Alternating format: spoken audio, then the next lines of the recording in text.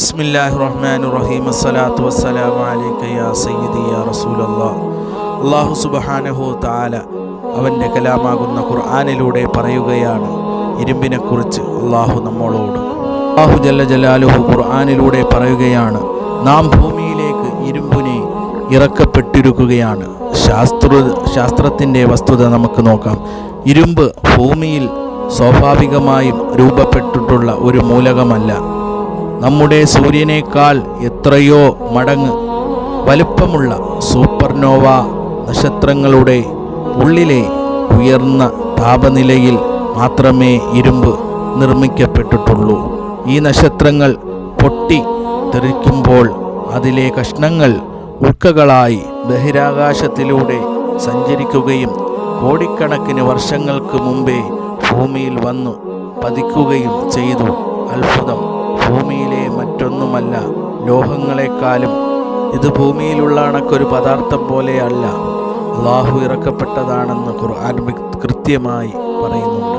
വേറൊരു അത്ഭുതം എന്ന് പറയട്ടെ, ഖുർആനിൻ്റെ ഈ സൂറത്ത് 57 എന്നുള്ള നമ്പറിലാണ്.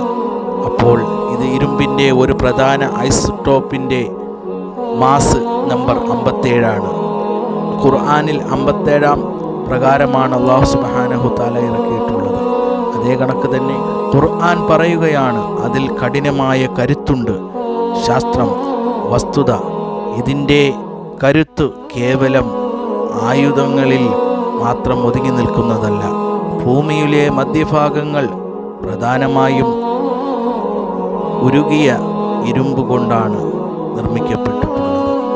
ഈ ഇരുമ്പ് പാളികളുടെ ചലനമാണ് ഭൂമിക്ക് ഒരു കാന്തിക കവചം നൽകുന്നത്. ഈ കവചമില്ലായിരുന്നെങ്കിൽ സൂര്യനിൽ നിന്നുമുള്ള മാരകമായ വിഷബാധങ്ങൾ നമുക്കടിക്കുമായിരുന്നു. ഭൂമിയിലുള്ള അന്തരീക്ഷത്തെയും ജീവജാലങ്ങളെയും നശിപ്പിക്കുമായിരുന്നു. അതായത് ഭൂമിയുടെ സുരക്ഷാ കവചത്തിൻ്റെ കരുത്ത് ഇരുമ്പ്. ഖുർആൻ പറയുന്നു, മനുഷ്യർക്ക് ഏറെ ഉപകാരമുണ്ട്. ഇരുമ്പ് ഒരു ലോഹം എന്നുപരി മനുഷ്യജീവന് നിലനിർത്താൻ അത്യാവശ്യമാണ് ഒന്നാണ്. നമ്മുടെ രക്തത്തിലെ ചുവന്ന രക്താണുക്കൾക്കുള്ള ഹിമോഗ്ലോബിൻ്റെ പ്രധാന ഘടകം ഇരുമ്പാണ്.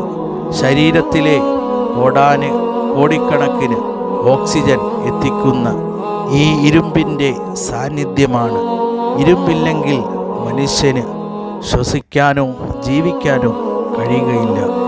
ഈ വചനത്തിലൂടെ അള്ളാഹു മനുഷ്യർക്ക് ചിന്തിക്കാൻ പല ദൃഷ്ടാന്തങ്ങൾ നൽകിയിരിക്കുന്നു.